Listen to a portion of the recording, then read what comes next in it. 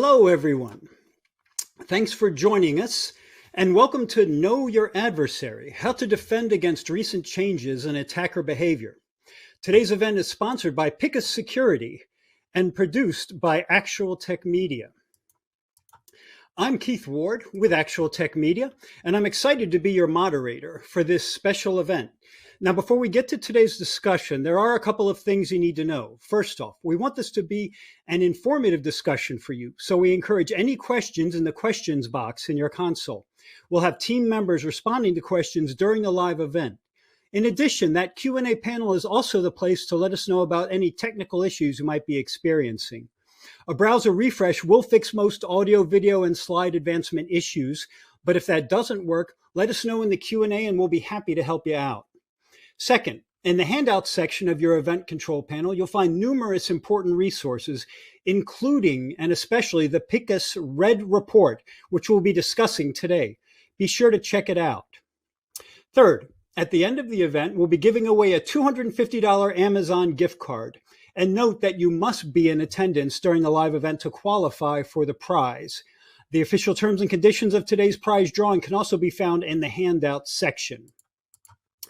Finally, one of the best things about this session is the opportunity to ask a question of our expert presenters. To help encourage those questions, we have a special additional prize for you. That's a $50 Amazon gift card for the best question. At the end of the event, we'll look at all the questions, pick out the one we think is the best, and contact that prize winner. Now, it's my pleasure to introduce you to our distinguished panel for today's discussion, Crit Golden, Victor Manga, and Hector Monsegur. They are all true experts in the field of cybersecurity, and their knowledge of the subject will benefit all of us, I'm quite sure. In just a moment, I'll bring them in, and we'll get started. Okay, so let's get this ball rolling. With me to talk about the emerging challenges faced by security pros in an increasingly vulnerable age are Crit Golden, Head of Solution Architects for North America for Picus Security, Victor Manga, Manager of Technical Marketing in the security area for VMware, and reformed hacker Hector Monsegur, who is now Director of Research with Alacrinet. Gentlemen, thank you for joining me today for what I think will be an informative and illuminating discussion. But first, I want to set the table. So let's be honest. It really is not easy to work in IT security these days. To start with, the IT environment has changed dramatically with the cloud, work from home, the Internet of Things, and other advances. Stuff like that means that the network edge basically doesn't really exist anymore. And with things like ransomware and other cyber attacks exploding all over the globe, it can be overwhelming and hard to know even where to start or how to keep up.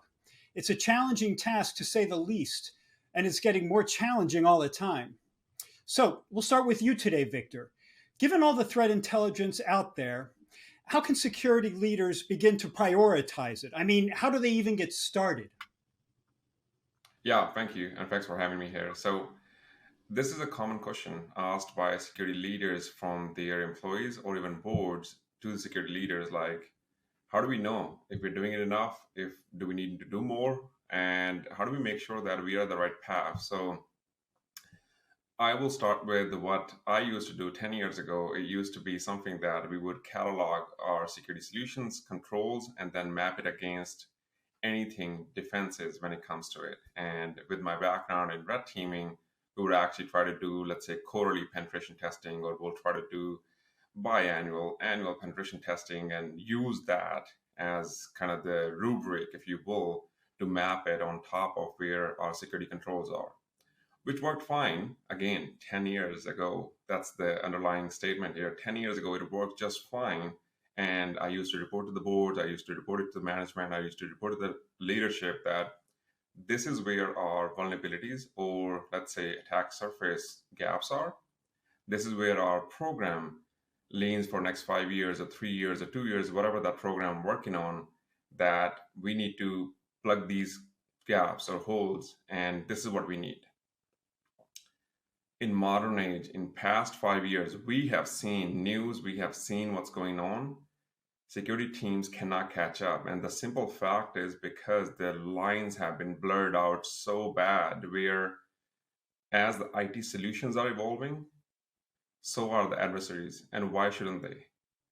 IT solutions have ways actually to use something built in, and we'll talk more about it, where they don't need to reinvent anymore.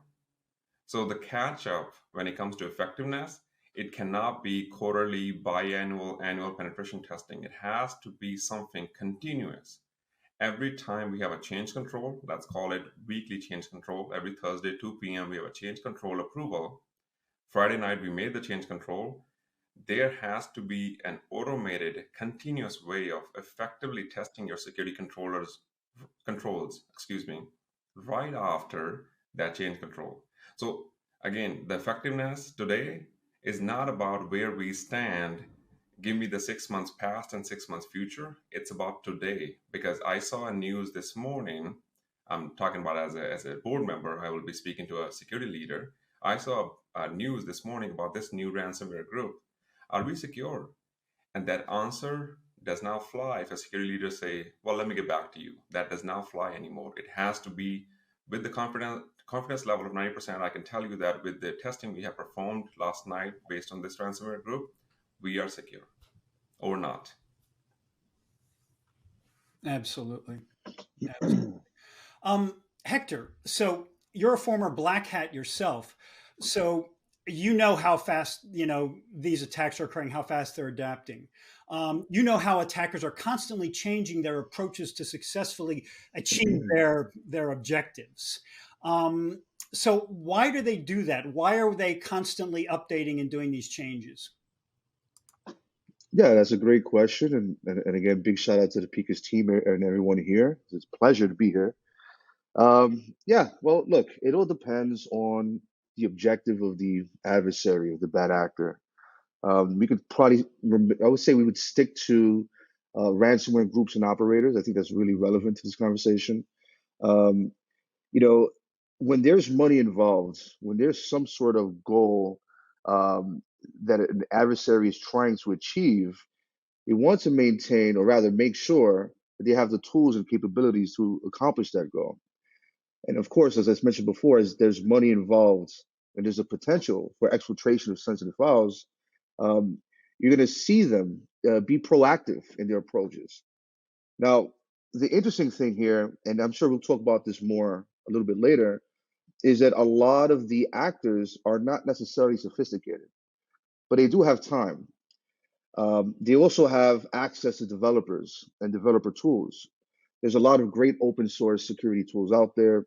And of course, as research, security research in general, improves and there's new capabilities or new ideas or new concepts, all of these things are then added to the arsenal that makes up a toolkit for a bad actor.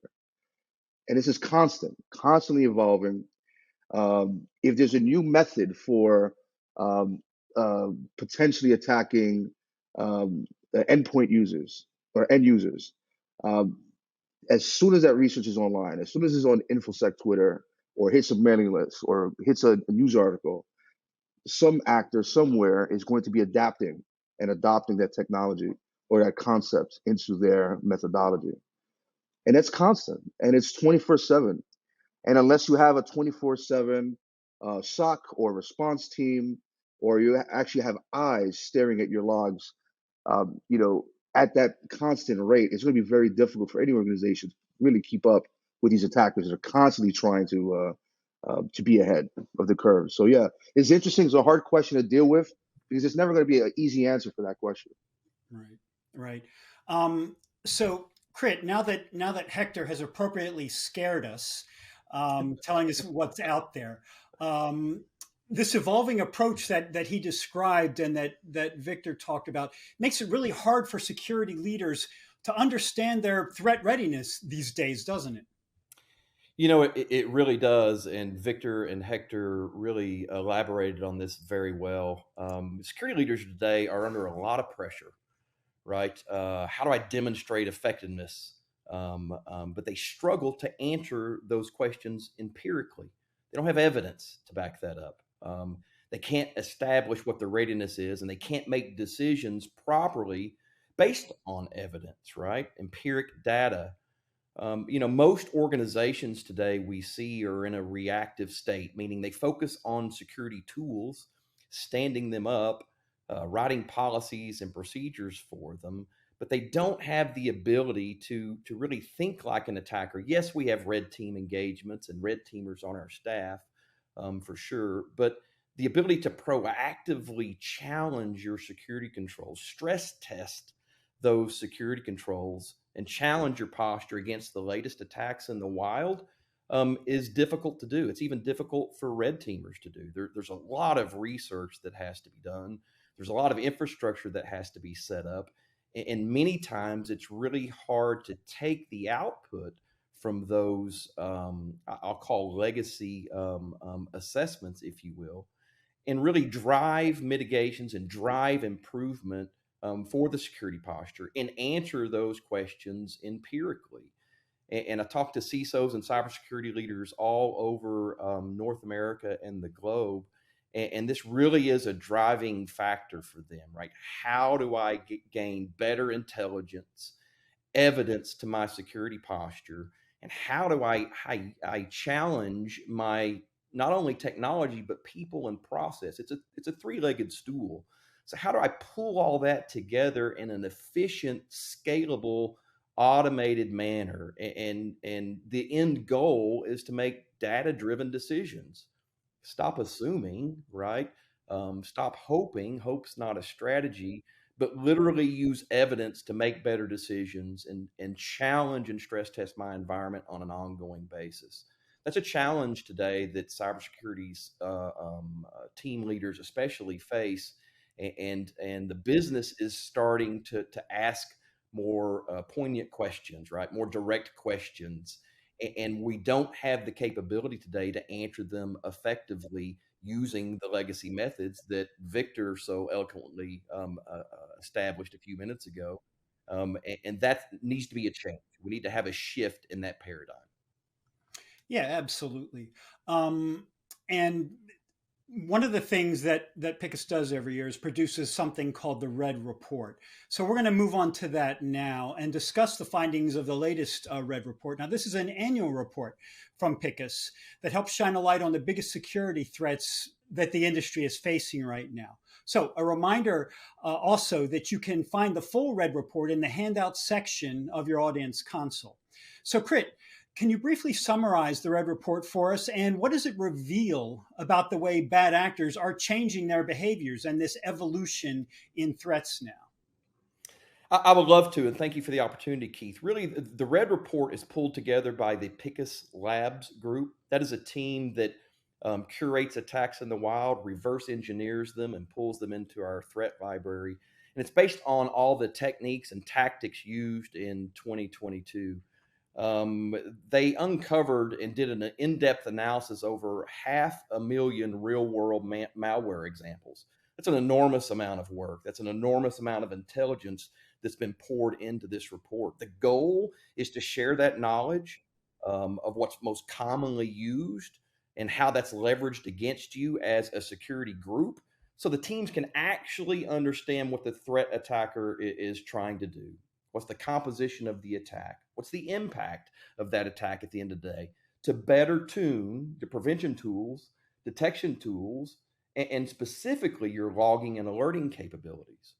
What's interesting about the Red Report, as I said, is there over 500,000 unique files analyzed. 91% of them were categorized as malicious. To me, that's a staggering number. It's a staggering number of attacks in the wild. Over 5.3 million of those actions were extracted, and 11 actions per malware on average. That's an objective. Think the kill chain, think stages of the attack.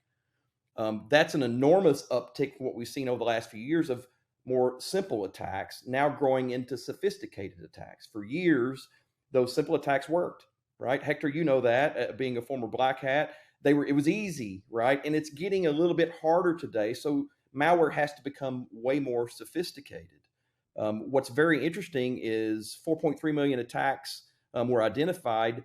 9 identified techniques per malware on average. Think about that, where we went from simple attacks to now they're increasingly being more sophisticated. What's also interesting here, and I love seeing this data, is 3 new techniques compared to MITRE ATT&CK were revealed this year in the report, right? Techniques that we're not used to seeing. There are tools maybe aren't tuned for, that we're not understanding what those techniques are designed to accomplish. As we talked about before, malware is much more sophisticated. Think of a typical older malware attack that may have had 3 or 4 or 5 objectives. We're seeing a third of the malware produced today has 20 TTPs. That's a sophisticated attack, right? And that takes a sophisticated approach to be able to mitigate those types of attacks. Lateral movement is on the rise, assumed breach, right? When I get in, what can I do? What's the path to my crown jewels? And that's oftentimes where organizations struggle mightily, right? Is the squishy middle, right? We have tall walls and a deep moat, but what we don't have is good tools and visibility internally to understand what those attack paths are, what the techniques are that are being used. And this is growing as well as the abuse of legitimate tools, attacks, evade detection by leveraging these legitimate tools. And so it's becoming more sophisticated. It's becoming a harder challenge to identify what those pieces of malware are, how they're being leveraged against us, and the overall impact at the end of the day. I think this is a comment from the Red Report, and I really like it. A multi-purpose malware is capable of performing actions across the cyber kill chain using those legitimate tools and evading security controls. The goal of the Red Report is to educate the customers on what's really in the wild, how the threat attacker is working today, what techniques they're using against you, and as I said before, what the impact is at the end of the day.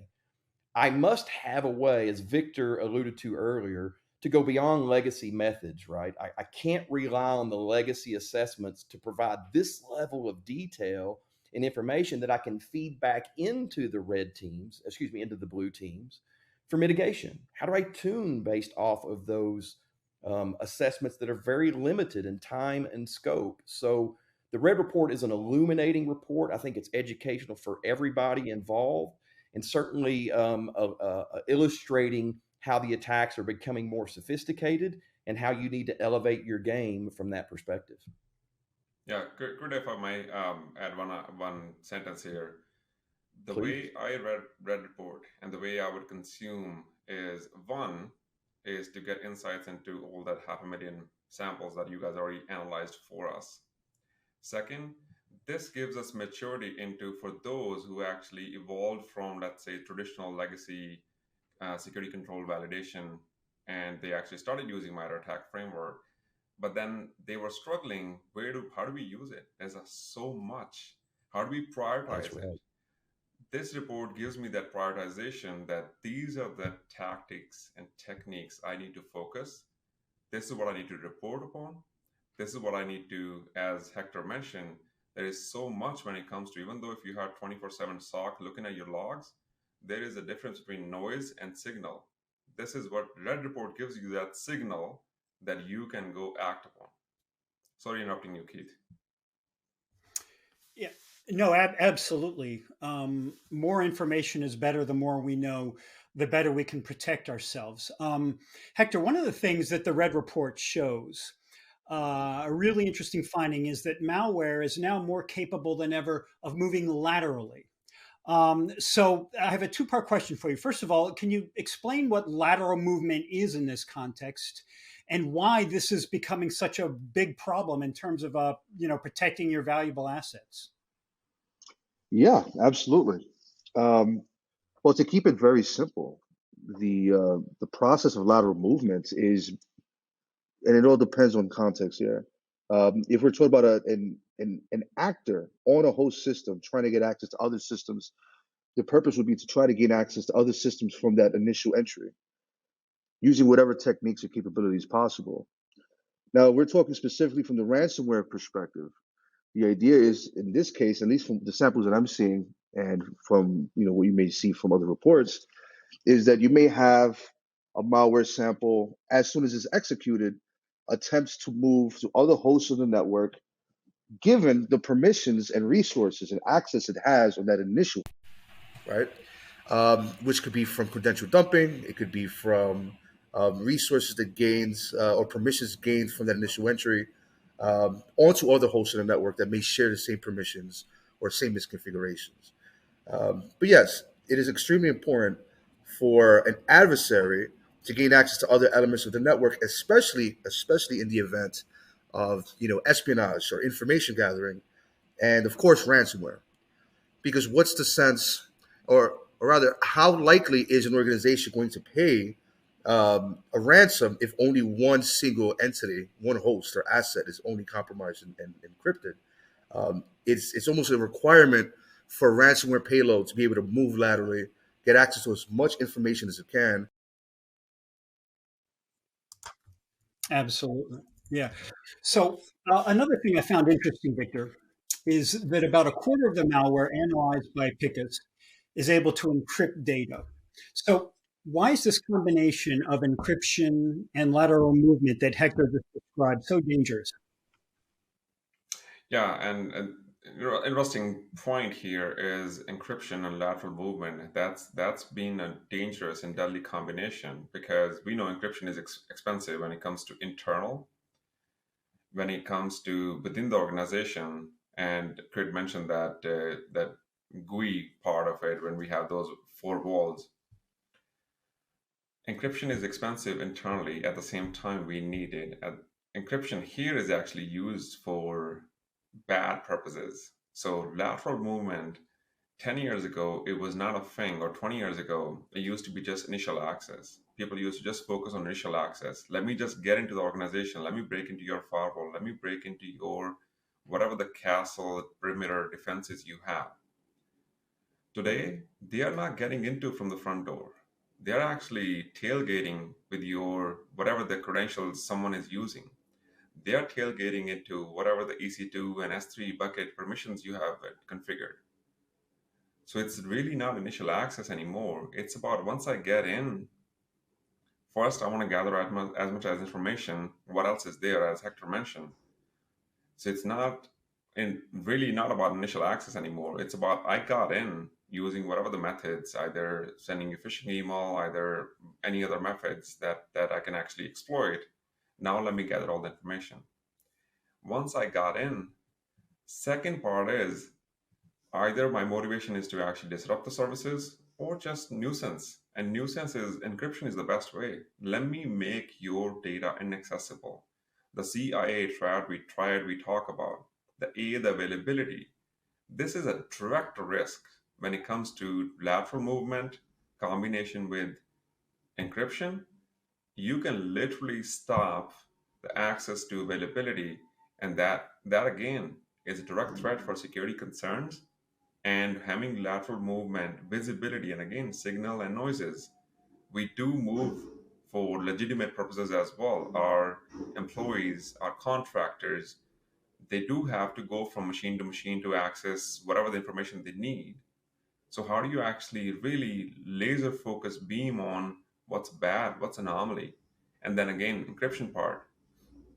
There might be some opportunities within the environment that companies or organizations are using that they're encrypting in transition. So not only that, if they're encrypting at rest as well. So again, your detection tools, how you tweak it to the point where you actually can spot encryption lateral movement for bad purposes versus good purposes. And that again, going back to the continuous monitoring and preparing for the battleground is important today. And as Crit mentioned, hope is really not a good strategy. And still far too many people rely on that exact strategy. So It's Crit, easy. the Red That's Report, why. oh, sorry, yeah. Crit, the Red Report identifies the most common attack techniques. This is hugely useful for security leaders to have this kind of data. Once they have it, what should they do? How should they use it to make their security efforts more effective? Well, that's a great question, Keith. And quite honestly, and I almost hate to say this, but it's an illuminating conversation for them. Most organizations don't know what the most common attack techniques are. They certainly don't know how attackers are leveraging those techniques. And moreover, they don't fully understand how those are applicable to their organization and what the impact may be.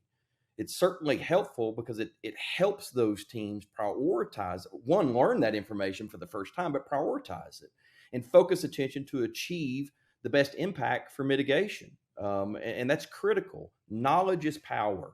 And what we're lacking today a lot in cybersecurity is that intimate knowledge of how the attacker works and thinks.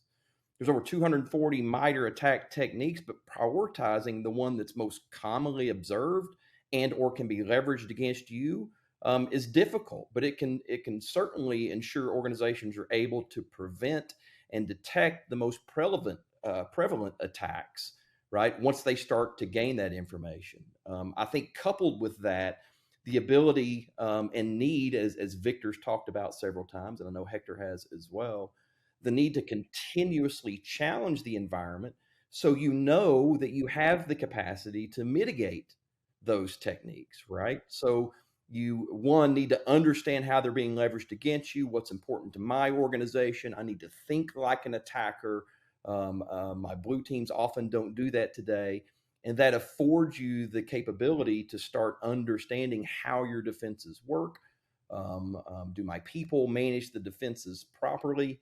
Do I have policies that guide the people as they manage those defenses? So it just becomes wildly impactful because knowledge is power, and understanding that information lets you shift, right? Not only your paradigm, but your resources and your focus within your cybersecurity organization. Yeah, absolutely. So along those same lines, Hector, now a key recommendation of the report is to employ the strategy of TTP, that's tactics, techniques, and procedures, as well as IOCs, or indicators of compromise. Now, why is this kind of what we would call behavior-based detection important for organizations? No, it's absolutely important. I think that it's I've had the pleasure of being able to see um, security research both on the offensive side and defensive side kind of uh, evolve over the last 20 plus years. I remember when it was as simple as, hey, just buy a firewall and set that up, and hopefully that'll block some people out, right? And then we got to the antivirus age where everybody got an antivirus and just hoped and crossed their fingers that the CIH wouldn't would be detected and not infect sensitive files. Um, but kind of moving, like, just jumping way ahead on that. What I'm liking is that when you look at the Red Report, for example, what I'm liking is that we're able to kind of see all the different steps a malware strain or binary is taking as soon as it's executed. That's very important to note. I've done a lot of testing on both emulation and simulation. I've done a lot of research on, as many aspects of it as I could. Um, and my takeaway is, and I'm sure Victor and the rest of the team could agree, is that even though some of the actors are highly sophisticated, most are not. And most are essentially copying and pasting a lot of the different code, a lot of and I would say that a lot of the different ransomware strains out there that we've seen may even share the same methodology. So it may have a different result. There might be 15 steps as opposed to 11 different steps. But there is always a correlation, right? We're going to see some of the same attempts being done by every ransom or every ransomware payload, um, give or take, an odd anomaly or really sophisticated campaign here and there. But the reality is, most of them are very similar in nature. Now, if you're able to take one apart and start to identify all the different steps taken before successful encryption, assuming that happens, um, and start working on kind of preventing, being preemptive on the security measures and preventing some of these steps from taking place, then more than likely you're going to cripple and mitigate future ransomware campaigns. Um, and I find that to be great. That's fascinating. That's wonderful. Because there was a time where indicators of compromise was academic at best, right? There was a time where behavior profiling and behavior analytics was theoretical, like zero trust is today, right?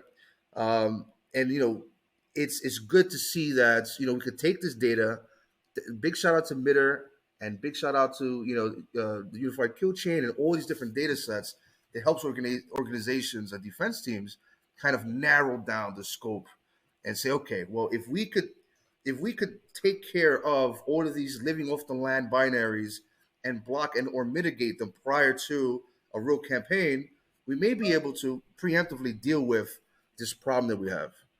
And I guess one final point that I want to make here is that because a lot of these different actors, these different groups kind of work together and or are part of the same community, you're going to see a lot more of these of this sharing of code.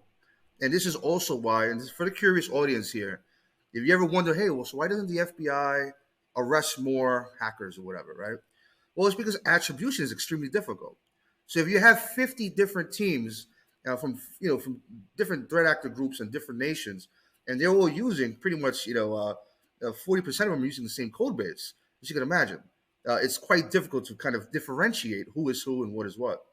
But I'm excited, and I like to read. I actually read the Red Report this weekend and the weekend prior, and it was fascinating to see that now we're kind of looking at other portions like credential dumping, which would be common if I were to hack a system.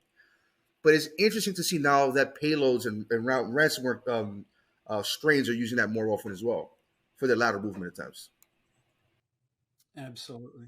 It's clear after listening to this that the Red Report has got so much good stuff in there and so much valuable information.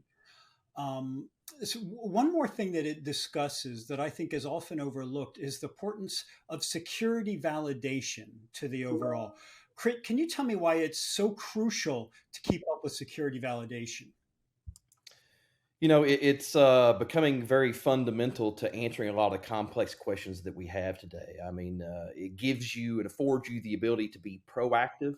I spoke earlier about how organizations are mostly reactive today, and I'm not picking on any organization, but what we know is to purchase tools, defenses, stand them up, hire the right people, write policies and procedures around them, and then hope that breach day doesn't ever happen, right? And what we need and what validation affords you is the ability to be proactive, meaning challenging my environment in a production environment, mind you, with the latest attacks in the wild, a threat-centric approach, thinking like the attacker as opposed to always thinking like the defender. Today teams are focused on technologies too much, right? What they need to understand is how does my technology help me defend against these attacks in the wild? And how does my technology respond to attacks in the wild? What we do today to try and garner that information is we use what I call legacy assessments, and they're still required and they're wonderful assessments. They're penetration tests or red teams or maybe even tabletop exercises. The problem with these, as Victor alluded to earlier, is these are point-in-time solutions and most often dictated by your budget. So you have a very limited scope at a point in time within a calendar year most often to have a chance to understand how these attacks are leveraged against me, right? And that makes it very difficult to remediate and improve my security posture because what these legacy assessments don't do is ever tell you how your controls responded. How did my firewall respond? How did my EDR respond? Did my AV stop that? Did I break the kill chain in any known area? And new attacks come out every day. I mean, if I did a pen test 3 months ago, am I still comfortable in my security posture based on that pen test? Probably not. It's just not possible to keep up with the volume using these legacy methods, right? You need a scalable, automated solution that continuously challenges your tools. And that's what validation is. Garner that evidence to what your posture is and then remediate so you have a chance to mitigate that attack before the attacker uses it against you. All the teams within Cyber Group, literally all of them, can benefit from validation and the methodology around validation. SOCs can leverage it for better detection analytics. Blue teams can leverage it for quicker time to remediation, significantly reducing time to remediation. Red teams can actually scale and automate their activities right? You're leveraging a breach and attack tool, let it handle the low-hanging fruit, make their efforts more targeted, more meaningful. Risk groups love validation because it provides evidence and artifacts to help them better quantify risk. And probably last but not least are cybersecurity leaders, right? Now they can make data-driven decisions. Did I block it? Did I detect it? Am I logging? Am I alerting? And if not, I can make a decision based on that evidence. So the key to validation is that it benefits every team that's involved in cyber operations. It better quantifies your risk. It prioritizes your mitigation strategies. It informs you of your ROI and how valuable that is to the organization. And am I closing the gap on the attacker and improving my ROI and posture over time? Those are wonderful pieces of data that any cyber organization can benefit from.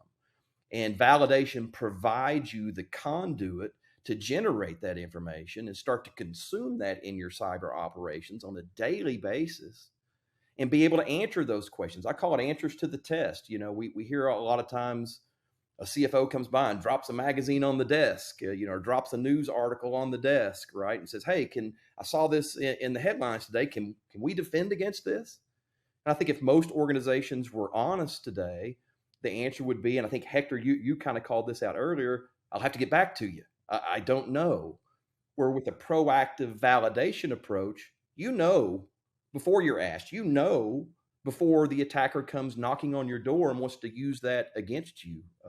Those nefarious activities can be cut short because you're challenging your security posture in your production environment almost on a daily basis. So it's very beneficial. It's certainly the way forward and foundational to what cyber organizations are trying to accomplish today. Right. So, Victor, let me push back just a little bit on what Chris just said and ask you if you agree. It seems like if I'm playing devil's advocate and I'm a security pro, it seems like there's a lot of work to have validation done across all of these different teams. It seems like a lot of burden. Do you think that it is worth that broad a coverage? To have validation across all of these teams, or is the amount of work going to make people say that it's just too much for me to handle? It's not uncommon, right? It's not uncommon to hear from security teams that it is too much. And what Chris just alluded to is when it comes to security leadership, we need to provide what is going on, which is making it's too much.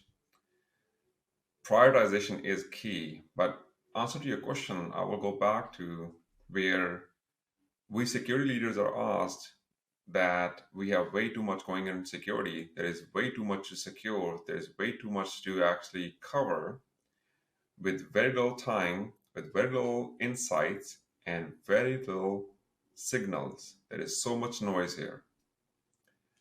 On our upper layer from executives and boards, they're asking that, hey, you told me if we buy this solution, we are good. If we buy this tool, we are good. We spent millions. This needs to stop. We cannot be investing into security and not get any scorecard back, health check, or even as simple as that, a quantified number that we are protected against what? Cyber insurance is a key where 10 to 15 years ago, we started selling that to our board, saying that let's buy cyber insurance. Let's shift the blame. Let's shift the risk. Let's shift when a bullet is coming our way. Let's not even just duck. Let's put some other body in front of that bullet. That strategy doesn't work today. The insurance companies are actually actively looking at your due diligence. They are asking security leaders along with organizations, what are you doing to validate your security controls? Yes, you invested these millions of dollars of security platforms. You purchased all the blinky lights of the world and perfect. Are you configured correctly? Are you appropriately tuned them to the level where the relevant threats today shown in Red Report, where are you actually detecting them? Second part of that question is also on, and my response is hypothesis of threat hunting. Everybody wants to do threat hunting. Sounds cool, sexy, and I get it. But when it comes to actual threat hunting, the first and fundamental rule is hypothesis. How are you hypothesizing that your crown jewels are being attacked or what? Again, as Kurt mentioned, there are more than 244 tactics and techniques when it comes to MITRE ATT&CK. Are you going to hypothesize based on all of them? No, you have to prioritize. And that again goes back to the teams that there is so much going on. Where do we go? Well, we need to prioritize. How do we prioritize? What's relevant today? That is the maturity and evolution of this purple teaming concept that we've been talking about. And one of my really good friends, CISO for a bank, he asked me, hey, should I fire my red team anymore? I don't need it. I can use automated tools and they're working great. And I really, like, my knee-jerk reaction was like, what? Do not fire your team. Crit mentioned a key word in his sentences where he was responding that tabletop exercises. Use automated tools to validate your security controls, but have people talk to people and translate that into tabletop exercises. Now you need to go to business and tell them what your security is doing instead of the technical lingo jibber jabber. You actually take it quantified English words that actually translates into business goals. So long-winded answer to your question, is it too much going on? Absolutely. We need to prioritize. We need to actually laser beam focus into what we need to do. And again, leverage the solutions out there already to defend the modern and sophisticated attack. And as Hector said, not every attacker is actually funded nation state or even have the same capabilities. But what they have in their hands, time. You need to play that factor, time. You need to give that time to back to your teams, your red team, so they actually work with blue team to better secure your organization instead of literally recreating the attacks in the wild. They spent 30 days to create the lab, and finally, when it comes to it, they actually got shot down because no, you can't run a ransomware in production network. But we need to test that network. Yeah, you can do it. That's my response to your question. Absolutely. So, Crit, back to you. We've been talking about validation and how things are evolving and all of this. This is not something anymore that can be done on a quarterly basis, is it? Or on an annual basis or semi-annual? How often should validation be happening in an organization? That's a great question, Keith, and I get asked that a lot. I mean, how often should I be validating my security controls, and how many times and what teams are involved? Well, let's just start, as I mentioned before, with how the attacker works, having a threat-centric mindset, thinking like the attacker. They release attacks every day, multiple attacks, new variants, new techniques, new tactics, new objectives, are always being copied, as Hector talked about earlier, from one attack to the other. There is an ever-evolving landscape of attacks. Our Picus Labs group will publish in our threat library up to a dozen at times in a day. So that's very fast movement from the attacker. But on the cyber side, if we're asking, should I do this monthly or quarterly? Think about the question, right? If my adversary is moving at light speed and I'm moving like a turtle, I'm going to have a hard time keeping up. So not only is validation important, validation almost on a daily basis with a scalable automated capacity is critical to staying ahead of the curve. I don't want to look up and I haven't validated in a month or two. I haven't challenged my security posture in a month or two, and there's 10 new ransomware attacks that are out or variants related to those ransomware attacks that I have no idea if I can defend against. It's kind of corny, but there's an old saying, right? The attacker has to only be right once. How often do cyber teams have to be accurate, right? Almost every time. How do we do that today if we're not validating continually? The need and the capability to understand how the attacker is crafting those attacks and who they're targeting and what the impact of that attack is critical to being able to defend against it. So as those new attacks come out in the wild, I need to have the ability to challenge and stress test my environment to prove right? What the results are, good or bad, what I'm doing right, what I'm doing wrong. If I'm not mitigating, if I have deficiencies, I now have the evidence and the data I need to go tune my tools, potentially even replace my tools, upgrade my tools, so I have the capacity to mitigate and stop these attacks from happening in the wild. The problem today is, how do I do that with limited budgets? That means limited staff, and that staff often has competing priorities, right? Single team members wear 3 or 4 hats a day. So how do I do that where it's not requiring additional FTEs or a tremendous amount of additional workload to achieve that goal, right? That's breach and attack simulation from Picus. It's the ability to automate, scale, and continuously challenge your security posture to stay ahead of the attacker. That's the goal here, is not be coming up from the rear end, but is to stay ahead of the attacker, to better protect the organization and the assets that the organization has.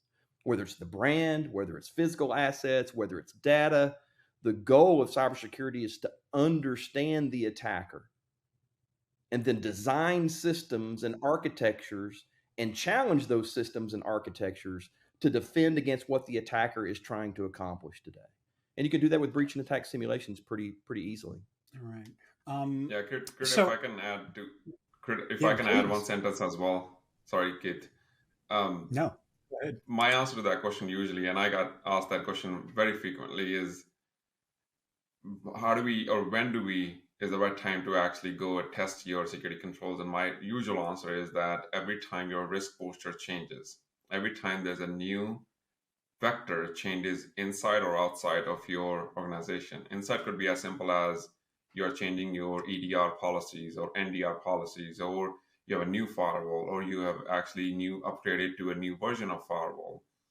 External could be, as Kurt mentioned, new ransomware group. It could be new malware out in the wild. Every time anything internal and external changes, we got to validate. Absolutely, absolutely. Hector, from the point of view of the attacker, which you used to be, I would imagine that you would hate the idea of the kind of automation that we're discussing here, that keeps companies up to date and constantly checking. Because your attacks, you're coming up with new ones, you're evolving so fast that automation really is the only way to keep up. I mean, that's the kind of thing you don't want to happen, on the other side if you're the attacker, isn't it? Yeah, that's a great point. Well, I mean, look, when I was the bad guy, my methodology changed. I'll be honest with you. When I first started as a bad actor, I spent a lot of time, let me tell you, gentlemen, a lot of time doing security research for the purpose of identifying zero-day exploits, zero-day vulnerabilities. Then I would weaponize those vulnerabilities by creating a zero-day exploit. It was a very different time back in the late 90s and early 2000s where we didn't have a Metasploit, for example, that came right off the bat, and you didn't have a Cobalt Strike or any of these different tools that came prepackaged with different modules. So you kind of had to create your own exploit kit right from the jump, right? Your own. And so I spent a lot of time dedicated to actually doing that. And by the time I was ready to start to engage targets, now I was limited to targeting specific vulnerabilities across specific organizations and networks. Because sometimes some software is used regionally, right, rather than globally. So with that being said, my methodology began to change as more defensive tools became more available to the organizations. Again, I mentioned before, early back in the days, it was very easy because you just had an organization purchase an appliance or a firewall or AV. EDR wasn't yet invented. And at worst, the most annoying thing you had to deal with in regards to like behavior analytics was probably the old DLP software, which sometimes worked and sometimes didn't, right? But it would accidentally catch you since, you're in a remote desktop session, you're trying to access a file you're not supposed to access at the wrong time, and you just violated the DLP policy, and whoops, the DLP software accidentally became like an EDR. But that was very rare. I'm giving you a rare example, right? So as the attacker moves forward, now they have to deal with, very similar to my earlier approach, now they have to deal with putting in the research or hope that they have access to researchers that are developing new techniques for injecting processes into an environment or injecting a malicious payload into a processes without being detected by these automated tools. And we're not even talking about like an automated incident response team, right? We're not even considering the human elements to an automation or automated system or automated SOC or anything like that. Yeah, no, it is problematic for attackers, especially if they're not sophisticated, and especially if they do not have their, I would say, tools that are custom made by them or by other developers. Anything that's public will be caught almost immediately. Okay.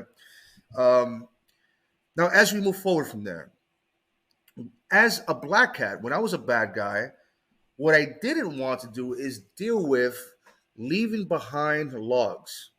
That was a major problem for me.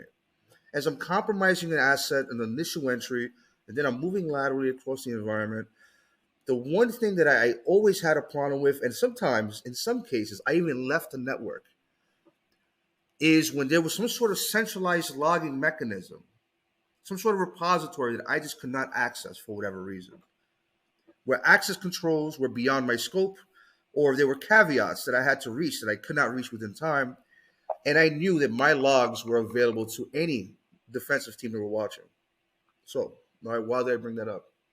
Well, it goes back to validating your tools. When you use something like Picus, the platform, and you could use it as kind of like a purple team, or you could use it in a purple team engagement and validate your security tools, and also test your security team to see what it is that they're seeing and how it is that they're responding. And that is incredible because it's going to give you some very solid insights as to how your team and how your tools will be able to defend against potential attack. And let me tell you something, for bad actors, that's scary.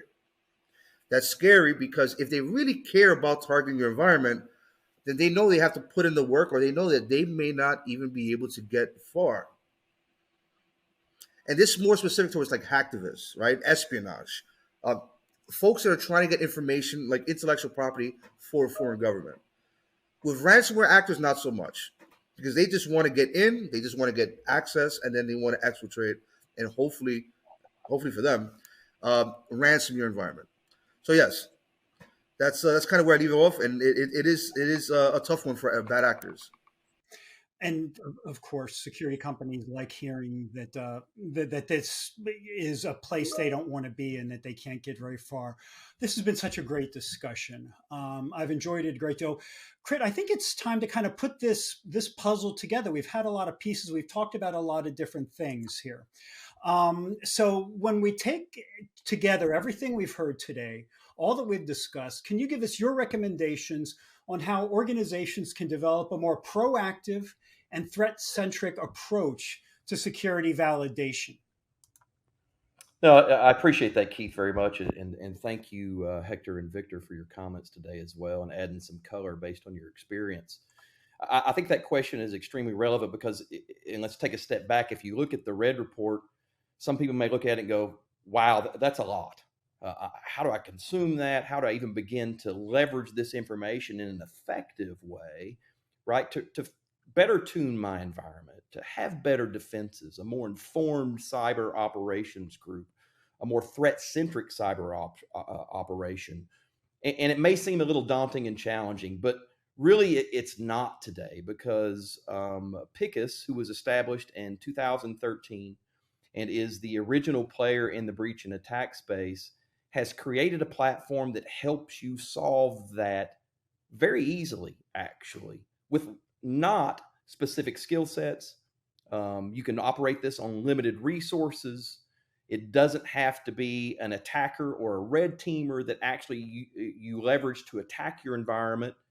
Anybody can use Picus breach and attack simulation to leverage what our Picus Labs group has put together from a threat library and challenge your tools, stress test those defenses, and get back attribution and understand clearly how those tools respond to each stage of the attack. And if, in fact, what I'm going to do here, Keith, is I'm going to bring up and share and do a very quick demo just as a highlight of what breach and attack can do for you, in particular what Picus can do for you, and show you how simply and easily it is to challenge your environment. As I stated, we were founded in 2013, the true original player in the space. I've spent my last 8 years of my career in the breach and attack simulation space, and very proud to be at Picus. With very limited resources today, we're challenged, right? So do I have budgets to spend on pen tests more than once a year or red team engagements more than once a year? Highly doubtful. So how can I emulate that process, but yet infuse with better information and evidence? That is breach and attack simulation from Picus.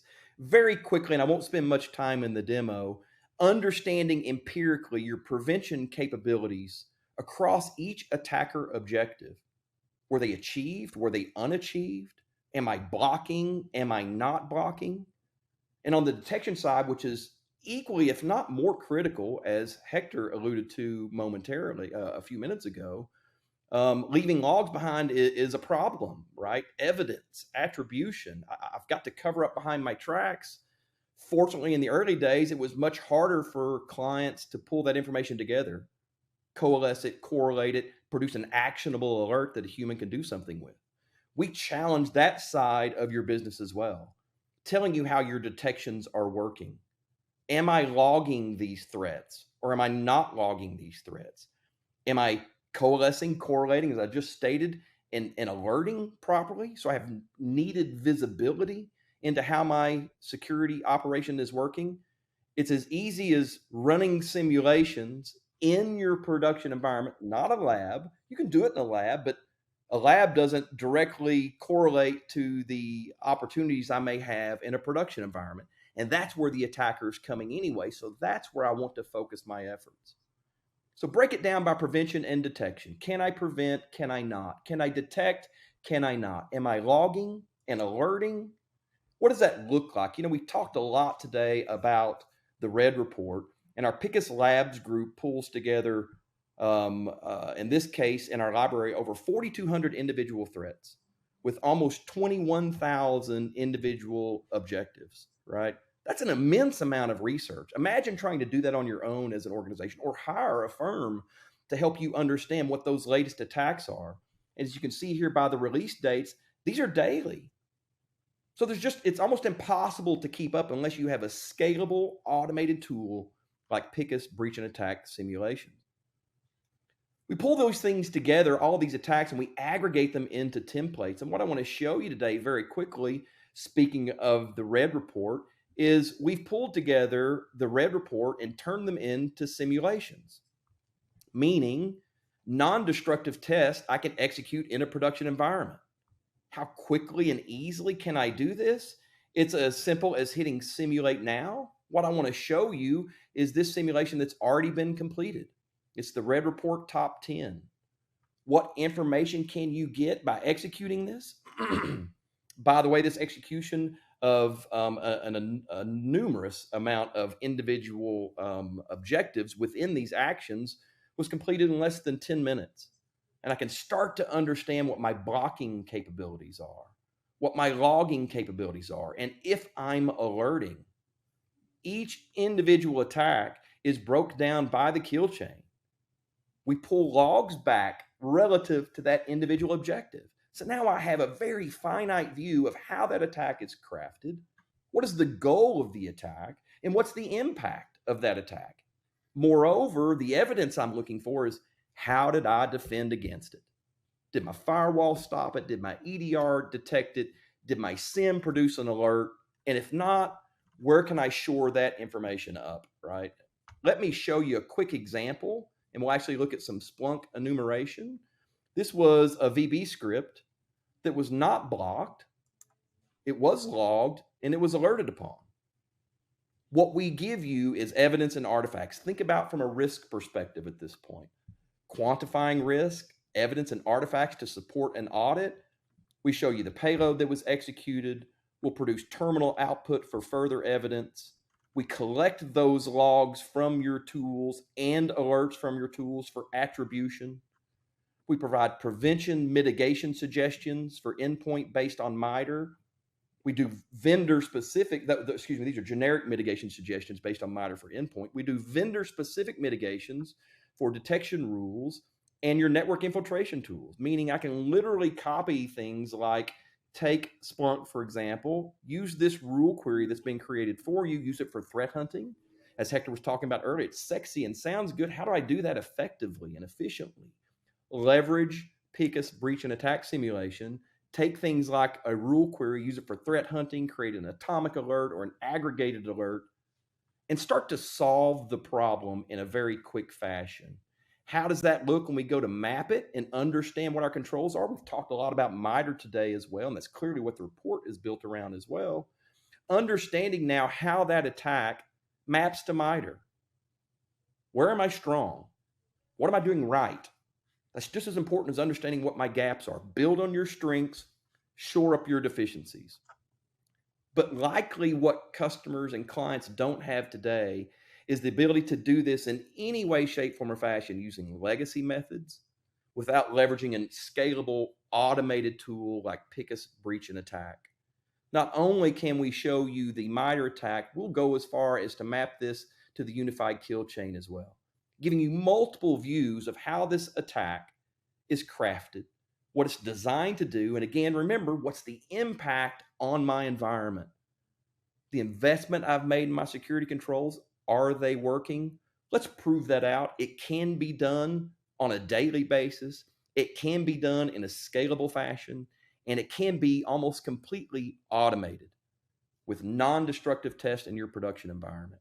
I think that's critical to understand, is that when you look at the Red Report today, it looks daunting, it looks challenging, but there is a path forward to solving that problem without hiring new FTEs, without spending a lot of money on legacy assessments.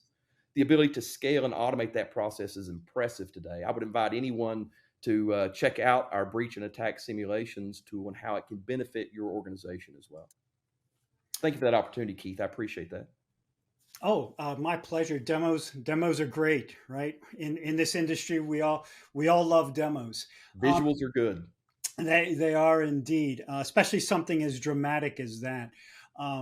So we've got a lot of great audience questions. We are running out of time, but I did want to get one in. I will say that if anyone has questions that didn't get answered or to follow up, just contact Picus Security. They're easy to find, and they will be happy to discuss any and all of this with you. But the one question I did want to ask, because it is on top of mind for so many people, and I'll throw this open to whoever wants to answer it. How do you see artificial intelligence and tools such as ChatGPT influencing the security landscape? I know one thing that I have seen in my inbox is much more sophisticated phishing attempts, for example. They look a lot more professional than they used to, much more likely to get me to click. So the rise of all of this stuff, how do we protect against that? I'll go first, but I think I want to flip it over to Hector and Victor, because I know they have a tremendous amount of insight on this. But from my perspective, what we're seeing is the lack of skill needed to develop at a rapid pace in an enormous volume of malware, an enormous volume of new styles of attacks. I also think we're going to start seeing things in the volume of new techniques and tactics and new types of attacks that we probably haven't even thought of today, honestly, right? AI is wonderful. Misused, it's also a very scary proposition. So that just highlights the need to have a scalable, automated approach to challenging your environment continuously, not point in time. That volume is only going to increase as we move forward, leveraging new technologies that are blossoming like AI. Absolutely. Victor, did you want to comment on that? I didn't mean to cut you off, sir. I apologize. No, you're fine. I think, yes, ChatGPT is being used for offensive tools. Bad guys are using it. I think we all read and watched that already. I think the flip side of that is I am also seeing that defenders starting to use ChatGPT to defend back as well. So There was a time when as defender, we had to think about, should we go on offensive mode when someone is trying to attack our network? Should we try to attack back? And there was always a hesitation. There's always something that how much time it's going to take, the people, the legalities, and all that. With Chat GPT and AI and ML, and again, I don't want to just pick on Chat GPT. There are other AI and ML solutions out there. Defenders have a chance. We are starting to have a really the levels at the playing field here, where it's not just about playing catch up with the attacker. We defenders have a chance as well. If attackers are, let's use polymorphic as an example, if they have some malware or a way for them to come into our network and change and adapt to our network and figure out whatever they need to do, we defenders can use AI and ML as well. Now, the biggest flip side of that is, or the concern for security leaders is, how does that play into the security strategy and program? And the most importantly, the validation of the current investment. AI ML is on the rise, yes, but we also have investment made already. We have trained our staff. Think about an MSSP provider, managed security service provider, who has invested millions, if not billions, into the security tools that they are serving their customers.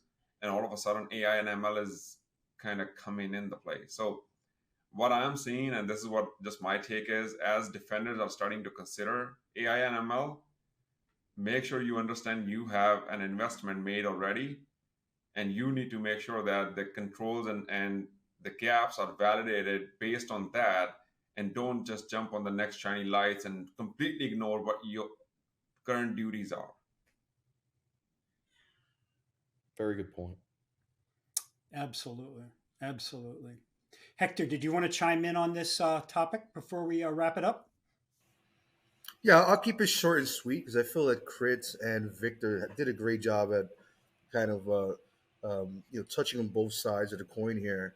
Yes, AI is becoming more sophisticated. GPT-4, I was playing with it.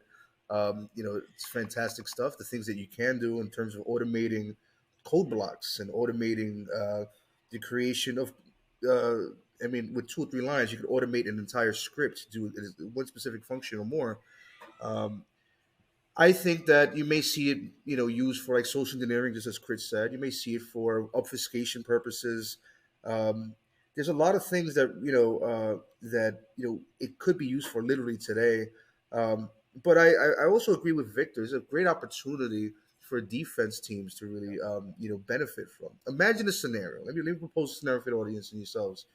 Imagine a scenario where a kernel developer, whether it's Linux, Microsoft, they were to uh, put let's say, a kernel code base through an AI ML environment or system, and every single function within that kernel code base is properly documented with context.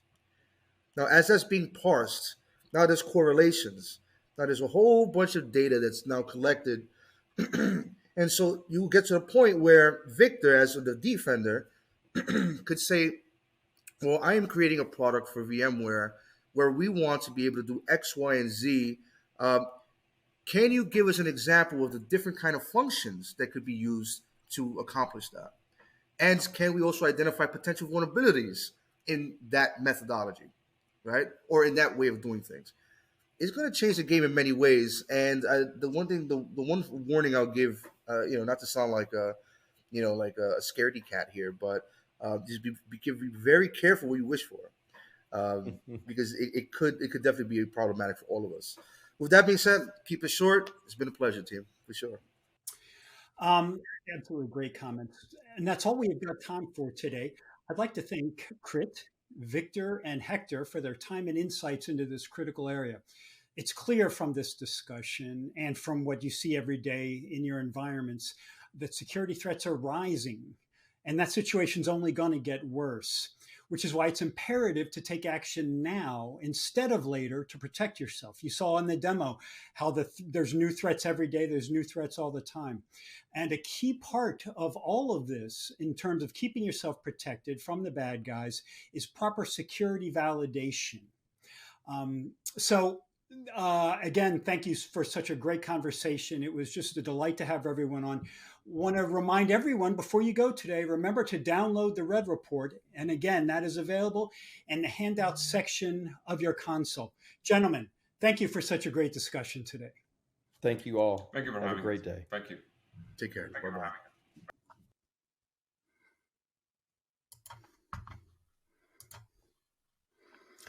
So that was a lot of fun. I really hope you enjoyed that. No, don't leave just yet, though. We're not quite done.